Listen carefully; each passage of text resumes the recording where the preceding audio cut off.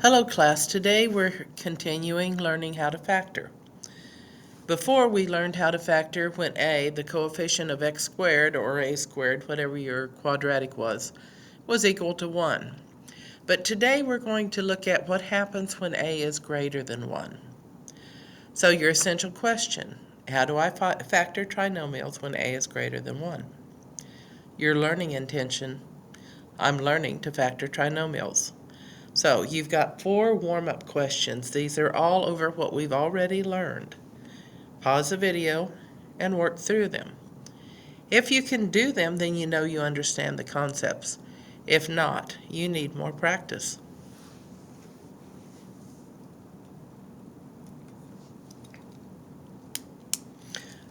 Okay, let's get started. We factor the first 2 and then the last 2.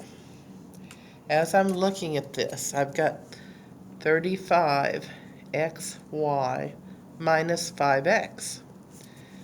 Okay, between 35 and 5, I know I've got a common factor of 5. I've got xy and I've got x, so the common factor of x. I can factor out 5x.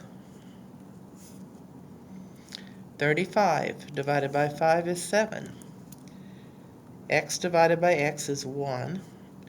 Y has nothing to divide it by, so you bring it down.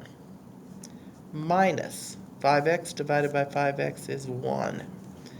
So the first 2 terms, when you divide the 5x out, you get 5x times the quantity of 7y minus 1. What about the other 2 terms? You've got a negative 56y plus 8. Is 8 a factor of 56? Yes. But think a little harder. I need the middle term to be minus. So I'm going to factor out a negative 8. Negative 56 divided by negative 8 is 7. I don't have anything to divide the y with, so I bring it down. Positive 8 divided by negative 8 is negative 1. So I've factored the second set, and this is minus 8 times 7y minus 1. Do I have the same thing in parentheses? Well, yeah, you do. So we know we've got it factored. One factor is what's in parentheses, 7y minus 1. The other is what is outside the parentheses, 5x minus 8. And we're done. That's not a very nice looking 8, so let's get it erased and better. Okay, if you're still struggling, back the video up and watch it again. For the next one, we're going to use the diamond method.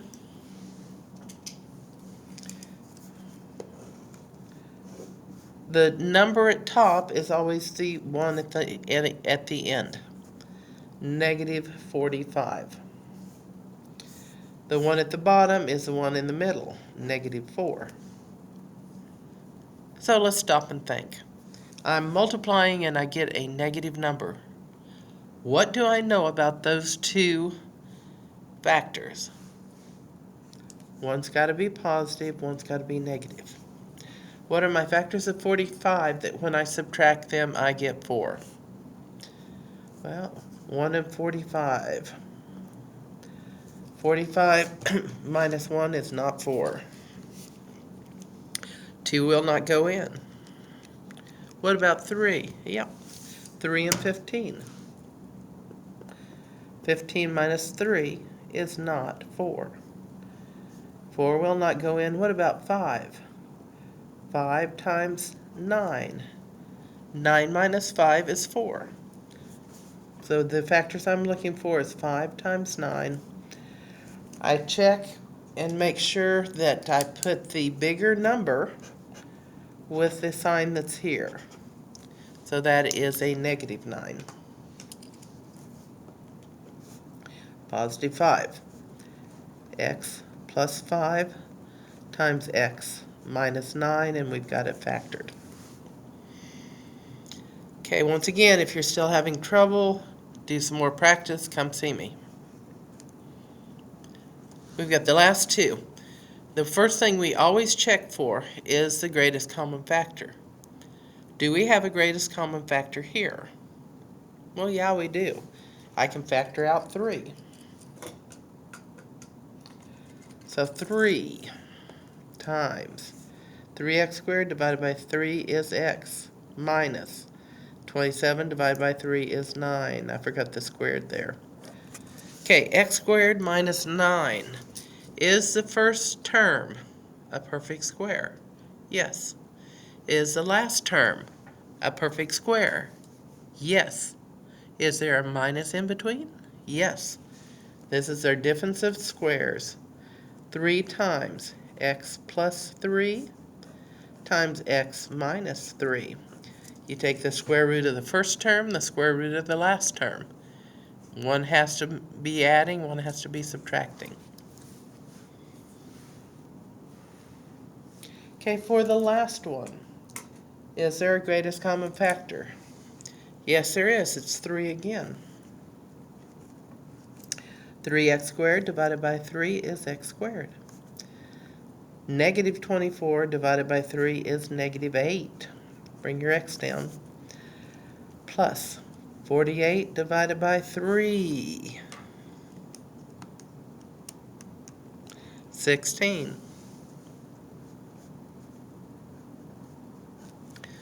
Okay, once again, we're looking for those perfect squares. Is the first term a perfect square? Yes. Is the last term a perfect square? Yes. Is the number in the middle 2 times the perfect squares? 2 times x times 4 gives me 8. So yes, this is one of our special cases of perfect squares. So this is x minus 4 quantity squared. When we're factoring, we do not always have perfect squares, but we can always factor. Later on, we will show you how to factor with the quadratic formula. But today, we're going to use the diamond method, and we're also going to talk next time about how to factor by grouping. But for the first time, we're going to do the diamond method by itself. You remember, when we first started learning the diamond method, I told you this number up here was A times C, and this one is B. These are in the form of ax squared plus bx plus c. So this will be 2 times 5, and that gives me 10. The bottom number is 11. Everything's positive. What are my factors of 10 that add up to 11? What are my factors of 10 that add up to 11? 1 and 10. Okay, now before, this is where we would stop and create our factors. This time we've gotten another step. Remember how we multiplied by A? Well, when we multiply by A, we have to undo it. So we'll take the first one.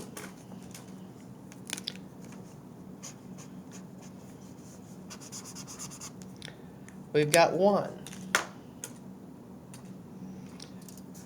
We're going to multiply by 2. Can that be simplified? No. Your x stays in your denominator.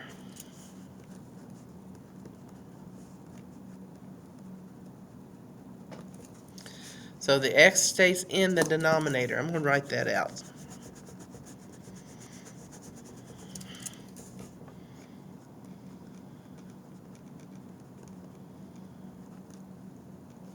Okay, so the first one is 2x plus 1. Okay, for the second one, I'm going to do the exact same thing. I'm going to take 10 and divide it by 2. Okay, 10 divided by 2 is 5, but we've got to put the 5 and 1 at the bottom. So it's x plus 5. The x always stays in the denominator. So this is x plus 5, and we've got it factored. 2x squared plus 10x plus 1x. 10x plus 1x is 11x plus 5. So it does work out. Okay, so because we're used to factoring with the diamond method, I want you to see if you can set this one up on your own. You don't have to do it. Let's just see if you know how to set it up. Look up here so you know what goes where.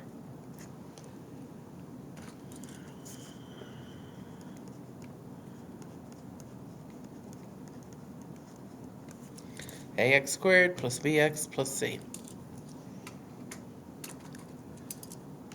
Well, I hope you tried. Let's set it up now. A times b, 3 times 8 is 24. 14 goes in the middle. Both of these are positive because it's all positive. What are my factors of 24 that when I add them together I get 14? Okay, what are the factors of 24? 1 times 24, but 24 plus 1 is not 14. 2 times 12. 12 plus 2 is 14. So we know we've got that factoring done. Remember what we've done? We have multiplied by 3. In math, you always have to undo what you multiplied by. So this is, we multiplied by 3.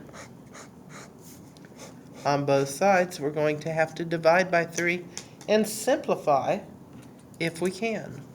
So this is going to be 12 divided by 3. That simplifies down to 4 over 1, and the x stays in the bottom.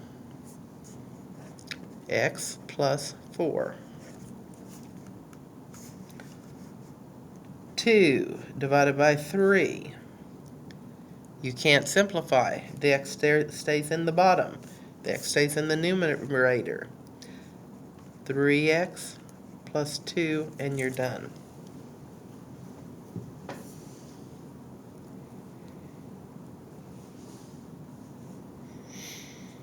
So because we're multiplying that a value, we have to divide it back out.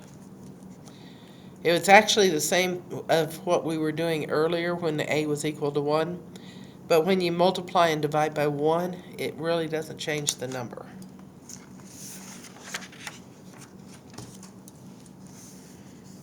Okay, let's look at the next one. Okay, I'm going to take a little bit. I want you to see if you can set it up on your own.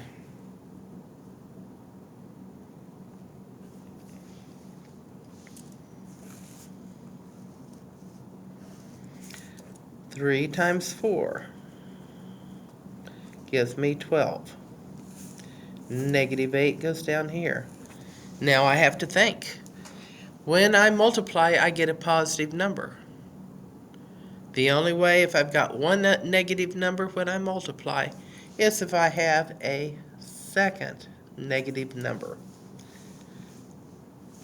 What are my factors of 12 that add up to 8? 1 times 12 is 12. 1 plus 12 is 13. 2 times 6 is 12. 2 plus 6 is 8. Okay, now once again, we multiplied by 3. Both sides, we have to divide by 3. Negative 2 divided by 3. You can't simplify. Put the x in the denominator, and this is 3x minus 2. Negative 6 divided by 3. You can simplify. 6 divided by 3 is 2. This is negative 2 over 1. The x stays in the denominator. We're done.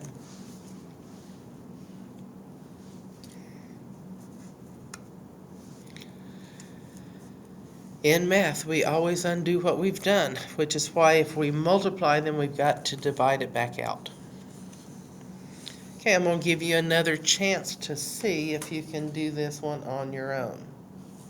Can you set it up?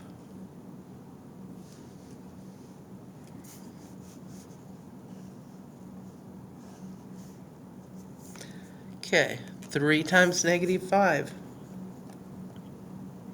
gives me negative 15. Negative 2 at the bottom. I'm multiplying and I get a negative number. What do I know about the two numbers? One's got to be positive, one's got to be negative. Factors of 15 that when I subtract I get 2. What are they? Well, 15 times 1 is 15. 15 minus 1 is not 2. 2 doesn't go into 15. 3 times 5 is 15. 5 minus 3 is 2. You always check and see which is the bigger number. In this case, the bigger number is 5. This is negative, so you've got to put the 5 with the negative.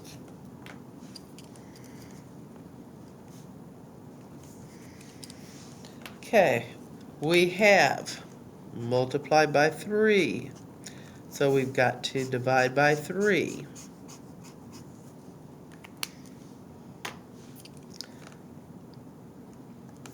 So 3 divided by 3 is equal to 1 divided by 1.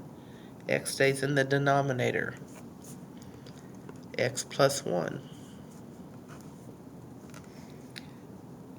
Negative 5 divided by 3 cannot be simplified. The x stays in the denominator. 3x minus 5. X plus 1.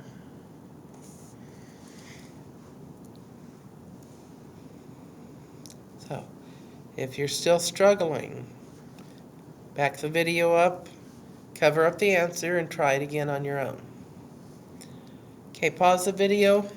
Whether or not you need to back it up, pause it now. Try the last one on your own and see if you can do it.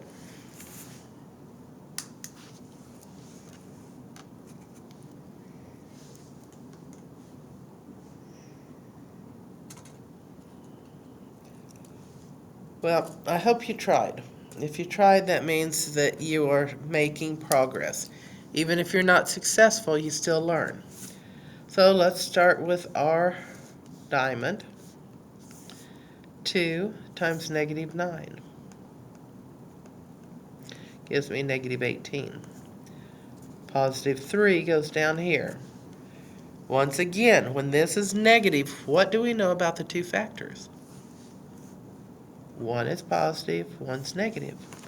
What are my factors of 18 that when I subtract them, I get 3? Well, let's think. 1 times 18 is 18. 18 minus 1 is not 3. 2 times 9 is 18. 9 minus 2 is not 3. 3 times 6 is 18. 6 minus 3 is 3. So once again, you're going to be looking. What you see is that this is positive, and you'll have to put the 6 with the plus, and then the 3 with the minus, so you end up with a positive 6 at the bottom. Okay. We've multiplied by 2. That means we've got to divide by 2. to get it simplified. Okay, 6 divided by 2. 3 over 1 is what it simplifies to. You still have to have the 1, and you leave the x with the 1. Your first factor is x plus 3.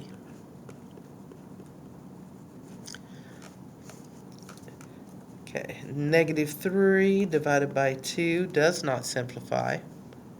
Your x still stays in the denominator, 2x minus 3. So, tomorrow we'll look at factoring with the diamond method, but I will also show you how to factor by grouping. How do you know when you're successful? You know you're successful when you can factor any trinomial.